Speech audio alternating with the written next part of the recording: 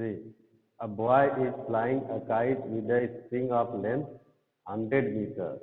If the string is tight and the angle of elevation of the kite is 26 degree, 26 degree 32 minutes, find the height of the kite correct to 1 decimal places. Ignore the height of the boy. ठीक है, question है आपके सामने, कह रहा है kite is flying, boy is flying a kite with a string of length 100 meter. If the string is tight and the angle of elevation of the kite is 26 degree 32 meter, find the height of the kite. ठीक है, this is the question. देखो, this one is the suppose this is height. ठीक है, and this is the length of the arrow, ये 100 metre rope की spring है, and the angle of elevation of this one is 26 degree 32 minute.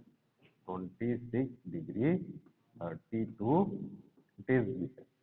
Now you have to find the angle of elevation of this. ठीक है, आपको angle of elevation find करना है. ठीक है, I'll see the question. So here 26 degree 32 minutes, find the height of the kite correct to 2 decimal. You know how can you find the height of the kite? Just by applying tan theta equal perpendicular upon base. ठीक है, now height is not given here. So consider this as a, ठीक है, and this is 26 degree 32. Now this length is the hypotenuse. देखो ये length, ये this one is the 90 degree, this is the hypotenuse and this is perpendicular. So the relation is perpendicular and hypotenuse is in sin theta or cos theta. You know, sin theta equal perpendicular upon hypotenuse or cos theta equal base upon hypotenuse. But what is here too important, the value of 26 degree 32 minutes, it is not given. ठीक है, in the question, but whenever this question will come in your examination, then the value of 26 degree 32 minutes will be given, because it can be determined only from the trigonometric table. ठीक है, so what is the value of 26 degree 32 minutes for sin and cos? Here अगर sin से हम value लेते हैं तो I think आपको दिखा दे रहे हैं यहाँ पे कि the value of sin 26 degree 32 minute is 0.4467. ठीक है, sin 26 degree 32 minute is 0.4467. This is the value sin 26 degree की, ये वैल्यू. ठीक है, now to find the edge, then you can apply sin theta equal perpendicular upon hypotenuse. So if you are finding, then how can you find here? Sin 26 degree 32 minutes equal h upon 100. ठीक है, perpendicular upon hypotenuse. Now here the value of 26 degree 32 minutes is given. So you can write the value sin 26 degree 0.4467 equal h upon 100. ठीक है, तो just h equal 0.4467 into 100. So if you will multiply by 100, so decimal which is up to 2 digits. So this is equal to how much? 44.67. This is the difference. ठीक है, this is the height of the kite. ये kite की height होगी, and this value will be given in your question paper. Sin 26°32। Clear है? अच्छा, देखो अब आपको डायग्राम में दिखा दें। In the diagram you can see here कि AB is the height of the kite. Can you see the diagram on your screen? AB is the height of the kite and AC is the length of the string which is length of the string, and angle C, that is 26°32' is the angle of elevation of the kite. So you have to determine the height of this H, ठीक है? And the kite is here, it is flying and it is tightly at this, from this point, and with the rope which is of length 100 meters. So from diagram is clear? Tell me, diagram clear है? Okay, अब आगे चलो, देखो AB perpendicular है और AC क्या है? Hypotenuse, क्योंकि एंगल B क्या है? 90 degree, and if angle B is 90 degree तो the opposite side of the 90 degree hypotenuse, ठीक है?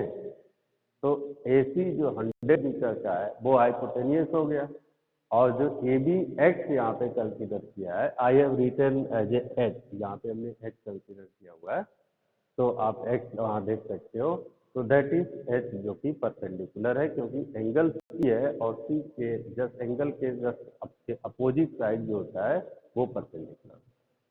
तो इसमें और इसमें क्या रिलेशन है? ये परपेंडिकुलर है, हाइपोटेन्यूस, तो आपको पता है ना कि sine theta equal perpendicular upon hypotenuse. तो sine 26°32' is equal to perpendicular H divide by hypotenuse कितना? ठीक है, sine theta equal perpendicular upon hypotenuse. Now from the given value sine 2632 is equal to 0.4467, तो यहाँ पे जस्ट पुट कर देंगे 0.447। अगले पेज पे आप देख सकते हो, यहाँ पे हमने साइन थीटा की वैल्यू रखा हुआ, ठीक है? 26°32' equal X upon 100। Now the value of 26°32' is 0.4467। देखो यहाँ पे sign 26°32' is 0.44 and H upon 100. So do the cross multiply, 0.4467 multiply 100. If you are doing multiply, then this decimal will shift to here, that is 44.7. And if you are doing round off, so this is equal to how much? H equal 44.7. Is it clear? Is it clear?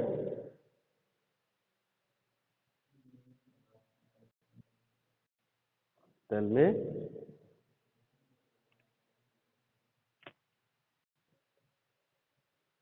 बेटा unmute करके बोल दिया करो, क्योंकि अगर आप पीछे जाएंगे तो फिर पूरा सेटिंग डिस्टर्ब हो जाता है, ठीक है? Is it clear? Question clear है आप? हाँ, कोई भी एक रिप्लाई कर दो, चलो। हाँ, आर्यन, जो जैसे कोई भी एक रिप्लाई कर दोगे तो पता भी चलता रहेगा कि आप क्लियर है, ठीक है? केवल आपको लगा देना है क्या? Sign theta equal perpendicular upon hypotenuse, ठीक? अगर कोई दिक्कत है तो बोलो अभी। देखो साइन 26°32' की तो वैल्यू दिया रहेगा, इसके लिए आप घबराना, अगर ये क्वेश्चन आता भी है तो वैसे आएगा नहीं, लेकिन अगर बाई डिफॉल्ट अगर आता भी है तो इसकी वैल्यू क्वेश्चन में दिया रहेगा, ठीक है? तो जस्ट आप यहाँ रख देना, क्रॉस मल्टीप्लाई कर देना है।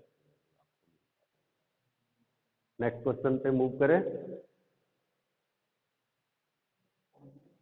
Okay. See the next question. The next question is, an electric pole is 10-meter high. A steel wire tied to top of the pole. ठीक है, पहले तो पोल इलेक्ट्रिक पोल की हाइट आपको दिखा दे रहे हैं। तो इसमें कह रहा है an electric pole is 10 metre of height. ये इलेक्ट्रिक पोल की हाइट है 10 metre high and steel wire tied to the top of the pole is fixed at a point on the ground to keep the pole upright. If the wire makes an angle 45 degrees horizontal to the foot of the pole, find the length of the wire. ठीक है, now the question is this one. देखो ये question है, यहाँ से कह रहा है कि this wire, steel wire is tightly tied to upright the pole fixed and the angle of wire made is 45. Now the question is, what is the length of this wire L? A, B, C. Now which trigonometric ratio you will apply here? Tell me. Which sin theta, because it is given in relation perpendicular and hypotenuse.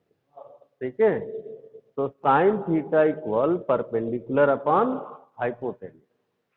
So here sin 45 degree is equal to perpendicular upon L. Sin 45 equal perpendicular 10 upon L. ठीक है, now 45 degree is 1 by root 2 equal 10 upon L is the 10 upon. Now do the cross multiply. If you are doing cross multiply, then L equal 10 under root 2. You can put the value of 10, under root 2. So 10 multiply and the value of under root 2. ठीक है, that you can get your answer. ठीक है, what is the value of under root 2? Who will tell me? आप 1.41 लेते हैं ना, 1.41 लेते हैं, 44 नहीं लेते हैं। ठीक है, तो जस्ट मल्टीप्लाई करोगे तो 40.1 या करिए अप्रोक्सीमेटली आएगा। Now you can see here, this is the diagram. देखो डायग्राम आपने देख सकते हैं कि डायग्राम में A B is the pole and A C is the length of the steel wire which is tightly tied with the ground to keep upright the pole. ठीक है, and the length of wire makes 45 degree with the ground. So you have to determine the value of AC. मतलब AC की length निकालनी है। So the given relation is perpendicular and hypotenuse. So you will apply here. Now here see, sin theta की value x की value under root 2 की value 1.414 यहाँ पे लिखा हुआ है। ठीक है, तो यहाँ पे जैसे ही आप क्रॉस मल्टीप्लाई करोगे तो यह आ जाएगा कितना, 10 अंडर रूट, तो 10 की मल्टीप्लाई 1.41 कर दो, एक डेसिमल डिजिट शिफ्ट होगा, 14.14 आपका आंसर आ जाएगा, 14.14। This is the length of the steel wire which is tightly tied with the ground. Is it clear? Tell me, is it clear? देखो ये सॉल्यूशन है sin theta equal perpendicular upon hypotenuse. Diagram आपके सामने में दिखा चुका हूँ, ये डायग्राम है। ठीक है, जहाँ पे ए बी पोल है, ए सी जो है स्टील वायर है, एंगल ऑफ एलिवेशन 45 डिग्री का है, ए बी पोल की लेंथ है। तो just apply sine theta and put the value of under root 2 sine 45 equal perpendicular upon hypotenuse. So if you are applying under root 2, the value 1.41 0.14, then your answer is 40.4. This is the answer. Is it clear? Tell me. Okay. Move to the next question. The next question is this one. देखो यहाँ पे कह रहा है, question ध्यान से समझना, कह रहा है vertical tower is 20 metre high. A man standing at some distance from the tower knows that the cosine of the angle of elevation of the top of the tower is 0.5. How far he is standing from the foot of the tower? ठीक है ना. तो question में ये कह रहा है, देखो ये टावर की हाइट है and the height of the tower is given 20 meter high, and if he makes angle of elevation, this angle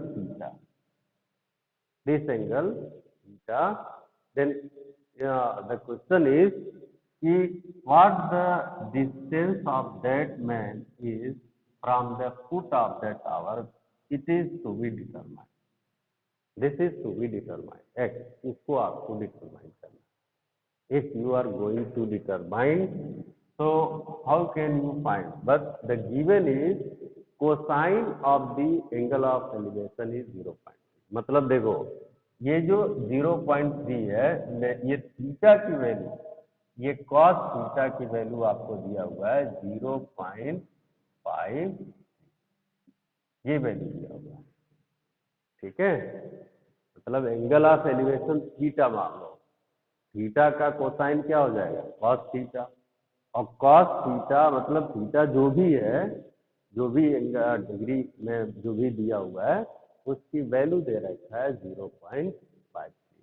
now you know it is asking base and this is perpendicular, then what the relation you will apply here? Tell me. अब यहाँ पे problem ये है कि इसमें करेंगल of the top of the tower is 0 far, how far he is standing from the foot of the tower. ठीक है, कोसाइन एंगल आपको दिया हुआ है.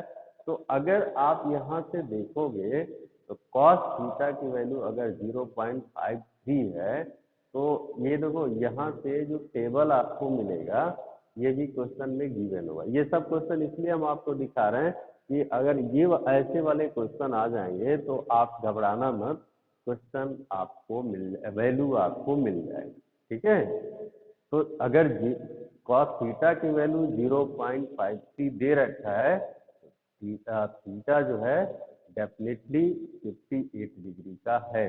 ये 58 भी दिया होगा, हालांकि इस क्वेश्चन में दिया नहीं है, लेकिन दैट विल बी गिवन.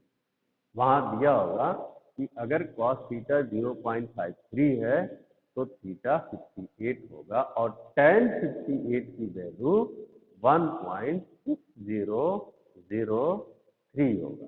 ये भी देगा आपको. ठीक है, अगर cos थीटा इतना है तो थीटा 58 भी देगा आपको, और tan 58 की डिग्री की वैल्यू भी आपको क्वेश्चन पेपर में गिवन होगा, जो कि 1.6000. तो क्वेश्चन को देख के घबराना मत, क्वेश्चन में आपको क्लियर या तो सेंटेंस पे या कहीं भी या क्वेश्चन में आपको ऐसे वैल्यूज दिए होंगे. ठीक है, क्योंकि ये वैल्यूज आप विदाउट टेबल फाइंड नहीं कर सकते हो, टेबल नहीं दिया जाता है, direct value.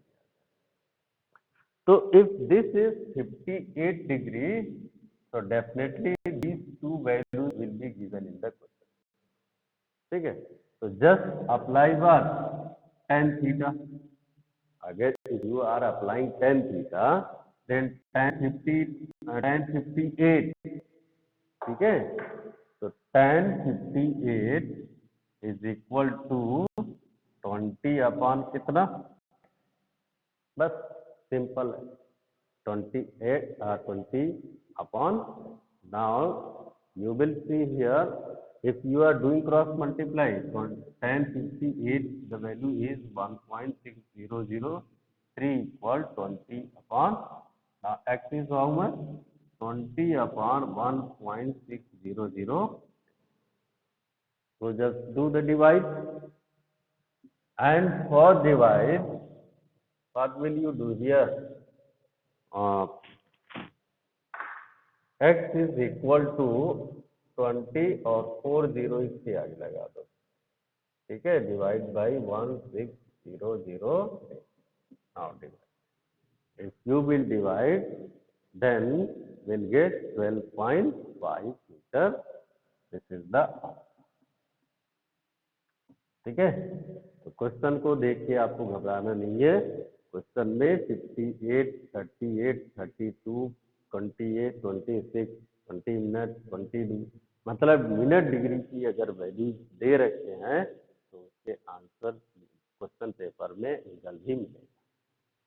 Is it clear?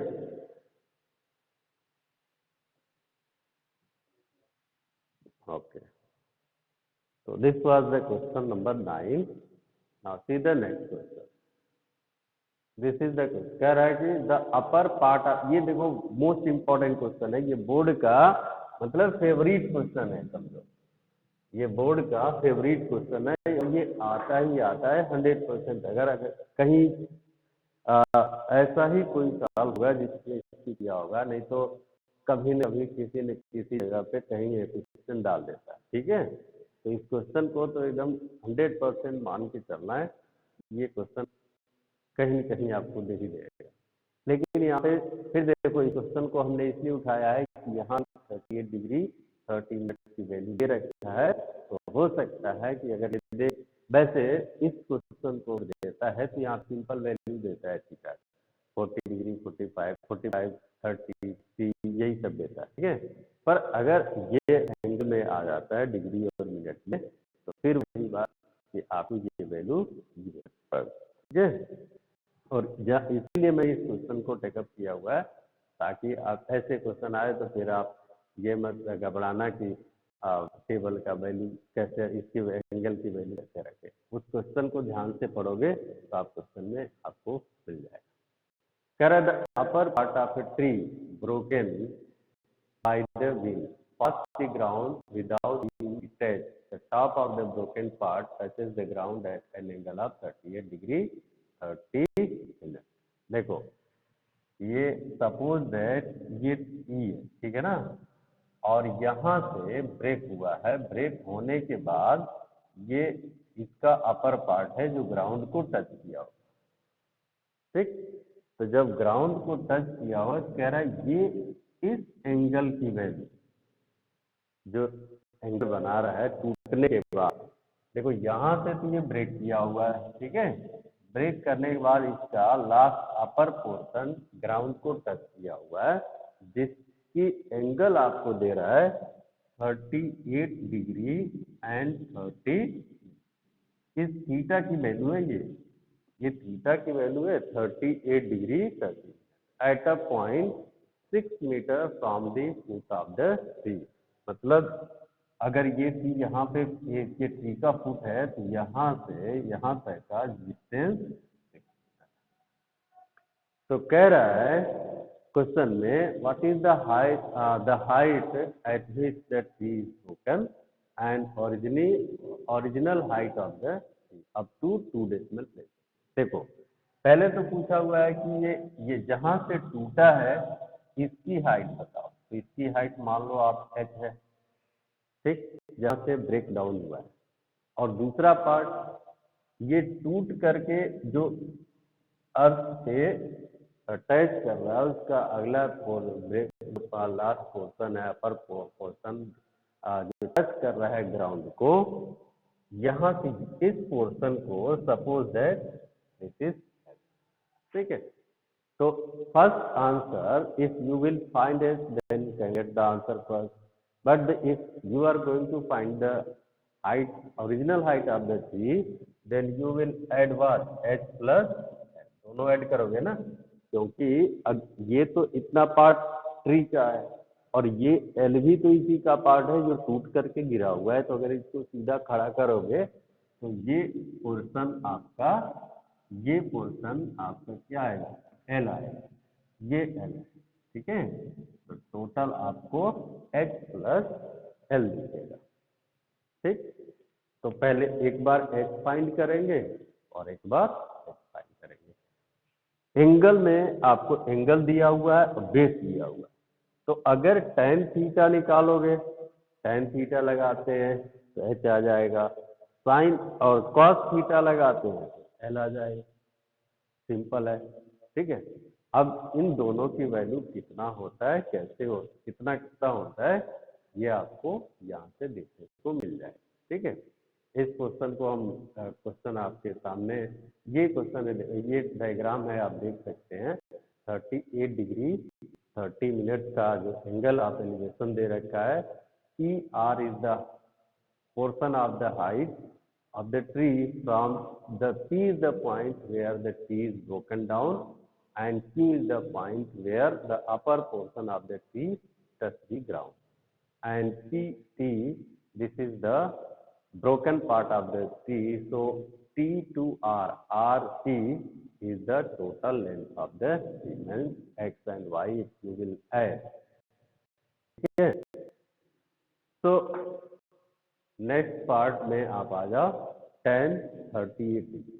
देखो हमने कहा था ना वैल्यू आपको मिल जाएगा, हालांकि tan 38 डिग्री 30 मिनट, इसकी वैल्यू आपको क्वेश्चन पेपर में दिया होगा जो कि 0.7954 होता है, 0.7954 होता है tan 38 की वैल्यू, ठीक है। तो अगर tan 38 की वैल्यू 0.794 होता है तो यहाँ पे tan लगा दो, tan 38 degree 30 minute equal H upon कितना, 6, ठीक है, परपेंडिकुलर अपॉन बेस।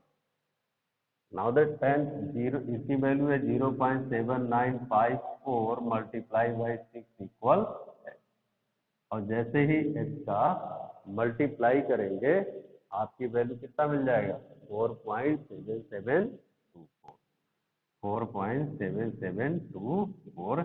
तो नियर अबाउट अगर अप्रॉक्स लेंगे 4 डेसिमल का 2 डिजिट आपको पूछा हुआ है, नहीं सेकेंड पार्ट में, ये तो आप 4.77 तक कर सकते हो, डेसिमल का 2 डिजिट तक। This is the height of the, ठीक है, ये जो होगा height of the tree from up to broken part, जहां से टूटा हुआ है वहां तक इसकी height.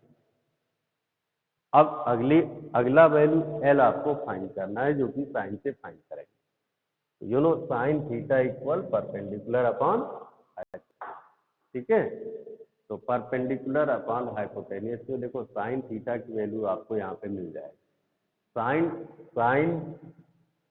38 degree and 30 minute equal H perpendicular upon, perpendicular देखो परपेंडिकुलर अपॉन हाइपोटेनियस, ठीक है। तो परपेंडिकुलर आपके पास 4.7724 दे रखा है हाइपोटेनियस एल का, ठीक, क्योंकि अभी आपने परपेंडिकुलर फाइंड किया हुआ है तो वो वैल्यू रख देंगे, और इसकी वैल्यू 0.6225 होता है, ठीक है, 0.6225 equal 4.7724 divided by L. Cross multiply कर दो, एल इक्वल 4.7724 डिवाइडेड बाई 0.6225। अब अगर डिवाइड करेंगे तो आपको एल की वैल्यू मिलेगी, एंड अप्रोक्सीमेटली अगर डिवाइड कर रहे हैं तो 7.665 होगा, ठीक है। एल की value 7.665। Now here you have get the value of L and H both, ठीक है। तो just find the total height of the original height of the, so sum of these two ठीक है, इन दोनों का सम कर देंगे क्योंकि ब्रोकन पार्ट की भी लेंथ आपने फाइंड कर लिया हुआ है और जहाँ से ब्रोकन हुआ है उसकी भी हाइट फाइंड कर लिया है। तो total height of the tree is how much? Total height of the tree is L plus, ठीक है। तो दैट इज द फाइनली जो लेंथ होगा या हाइट ऑफ द ट्री होगी टोटल, H कैपिटल मान लो या ओरिजिनल कह लो, original height of the tree, height of the tree, ठीक है। अगर ओरिजिनल हाइट की बात करेंगे that is 4.7724 plus 7.665 and since it is up to 2 decimal digit so this is 12.4389 होगा, 12.4389 जो कि approximately 12.44, so this is answer, ठीक है, clear? So finally this is your correct answer. Is it clear student? हाँ, कहीं भी कोई doubt हो तो बिल्कुल पूछ लेना क्योंकि वैल्यूज में हम क्वेश्चन को सिर्फ इसलिए लिए हैं कि इनमें आपको वैल्यूज गिवन होंगे और अगर ऐसे क्वेश्चन आते हैं तो आप ध्यान से देखना कहीं न कहीं आपको वैल्यू जरूर गिवन होंगे, ठीक है। अक्सर क्वेश्चन नहीं देता है और नहीं देगा तो फ्रंट पेज पे आपको दिया होगा या तो अलग से आपको टेबल दे देगा जिसमें वैल्यू मिलेगा, ठीक है। नेक्स्ट क्वेश्चन पे चलते हैं, इसमें आपको वैल्यूज की जरूरत नहीं है, ऑलरेडी गिवन क्वेश्चन है। कह रहा an observer 1.5 metre tall is, चलो पहले क्वेश्चन को रब करते हैं उसके बाद उसको दिखाते हैं।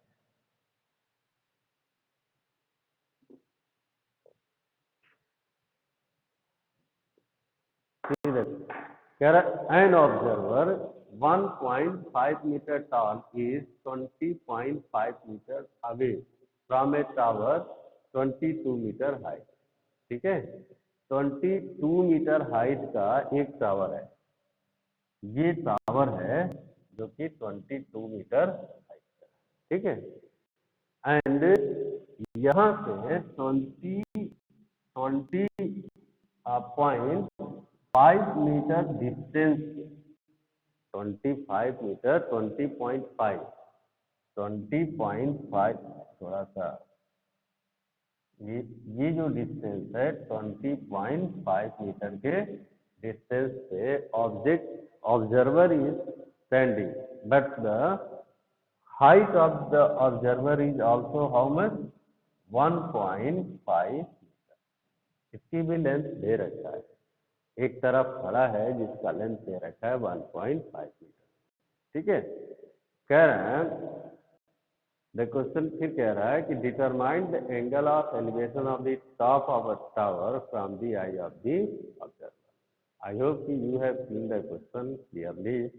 तो देखो अगर ऑब्जर्वर इज स्टैंडिंग हियर तो he sees the top of the tower and this is the top the point of the tower, so the angle will be formed here क्योंकि ऑब्जर्वर की आई जो है यहाँ पे, ठीक है, ये ऑब्जर्वर की आई और यहाँ से एंगल ऑफ एलिवेशन ये बनेगा, ये एंगल ऑफ एलिवेशन बनेगा जिसको आप थीटा कह सकते हैं।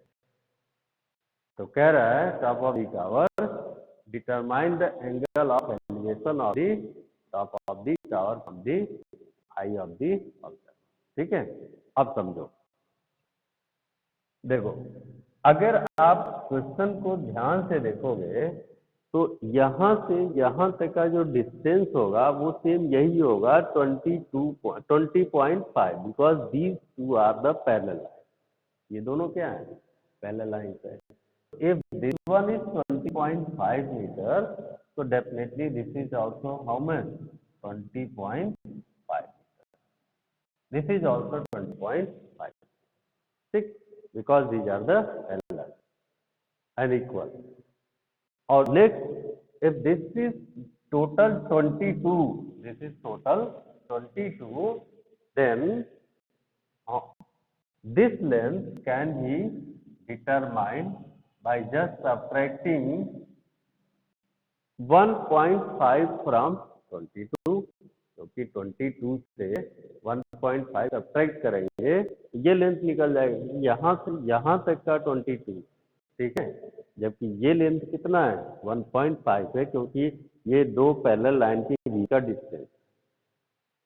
तो 22 में से जब 1.5 आप माइनस करोगे ऐसे, ठीक है, तो ये कितना मिल जाएगा आपको 20.5 ही मिलेगा, ठीक है ना। तो ये भी डिस्टेंस 20.5 ही आ रहा है दोनों, ये यहाँ से यहाँ तक का। तो if you are considering this right triangle, देखो अगर इस राइट ट्रायंगल की बात करें तो can you orally tell me what the angle of elevation will be at the eye of the observer? Can you tell me? 45 degree, because perpendicular and base both are equal. So tan theta equal 20.5 divided by 20.5. Is it clear? So it is 1. So tan theta is 1. Now you know for theta for 1, for 45 the value is 1 for 10. Okay. So if you are comparing, theta is 45. This is the value. Now for the solution, see, once again, see, this is the, you may see this is the diagram. Here 22 meter is the height of the tower, 20.5 meter is the distance of the observer from the base of the tower, and theta is the angle of elevation. Here the observer height is 1.5 meter, so subtract 1.5 from 22, then that will be the AE, which is in the diagram. So here subtracting we have get also 20.5.